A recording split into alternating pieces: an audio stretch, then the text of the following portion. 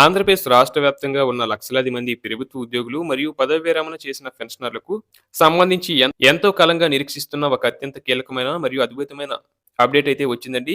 గత కొన్ని సంవత్సరాలుగా పెండింగ్ లో ఉండిపోయిన బకాయిల చెల్లింపుల ప్రక్రియలో ప్రభుత్వం చివరకు ఒక నిర్ణయాత్మక ముందడుగు వేయడం వల్ల ఉద్యోగ మరియు పెన్షనర్ల వర్గాల్లో ఇప్పుడు ఒక రకమైన పండగ వాతావరణం నెలకొంది.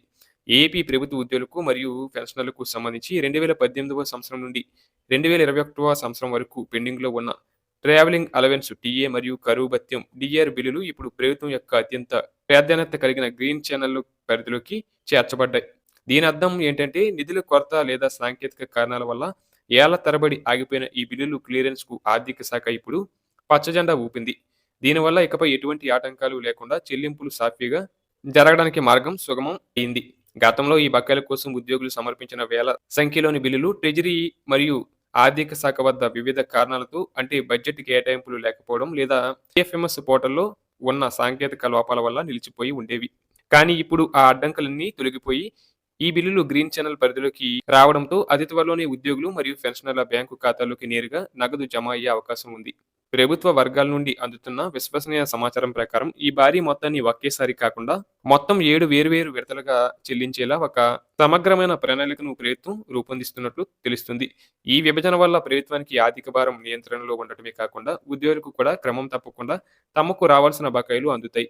ఈ చెల్లింపులు షెడ్యూల్ను చాలా నిశితంగా పరిశీలిస్తే మొదట విడత కింద 2018 జూలై నెల నుండి 2019 ఏప్రిల్ నెల వరకు ఉన్న బకాయిలను ప్రభుత్వం క్లియర్ చేయనుంది. ఇది దాదాపు 10 నెలల కాలానికి సంబంధించిన బకాయిలను కవర్ చేస్తుంది.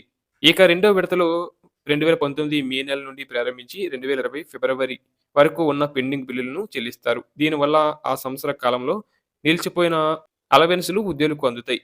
అలాగే మూడో విడతగా అత్యంత క్లిష్టమైన కాలమైన 2020 మార్చి నుండి 2020 డిసెంబర్ వరకు ఉన్న బకాయిలను విడుదల చేస్తారు. ఇది కరోనా సమయంలో ఆగిపోయిన నిధులకు సంబంధించిన పెద్ద ఊరటనిస్తుంది. ప్రభుత్వం రూపొందించిన ఈ ప్రణాళికలో 4వ విడత కింద 2019 జనవరి నుంచి అక్టోబర్ వరకు ఉన్న మరికొన్ని నిర్దిష్ట బకాయిలను 5వ విడతలో 2019 నవంబర్ నుంచి 2020 ఆగస్టు వరకు ఉన్న మొత్తాలను చెల్లించేలా వరుస క్రమాన్ని నిర్ణయించారు. 6వ విడత కింద 2020 సెప్టెంబర్ నుంచి 2021 వరకు ఉన్న 10 నెలల బకాయిలను మరియు ఇక చివరి విడతలో అంటే 7వ విడతగా 2021 జూలై నెలకు సంబంధించిన మిగిలిన అన్ని బకాయిలను పూర్తిగా పరిష్కరిస్తారు.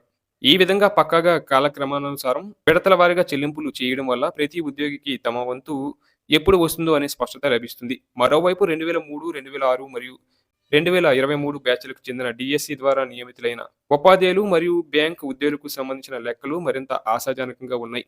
అంచనాల ప్రకారం వీరికి సుమారు 58,000 రూపాయల వరకు నికర మొత్తం అందే అవకాశం ఉందని ఆర్థిక నిపుణులు విశ్లేషణలు చెబుతున్నాయి. గతంలోనే కొంతమంది ఉద్యోగులు ఈ బిల్లులను సమర్పించి వాటికి సంబంధించిన ఆడిట్ ప్రక్రియను పూర్తి చేసుకున్న వారికి ఇప్పుడు ఎటువంటి కొత్త దరఖాస్తులు అవసరం లేకుండానే నేరుగా ప్రస్తుతం నగదు జమ అవుతుంది.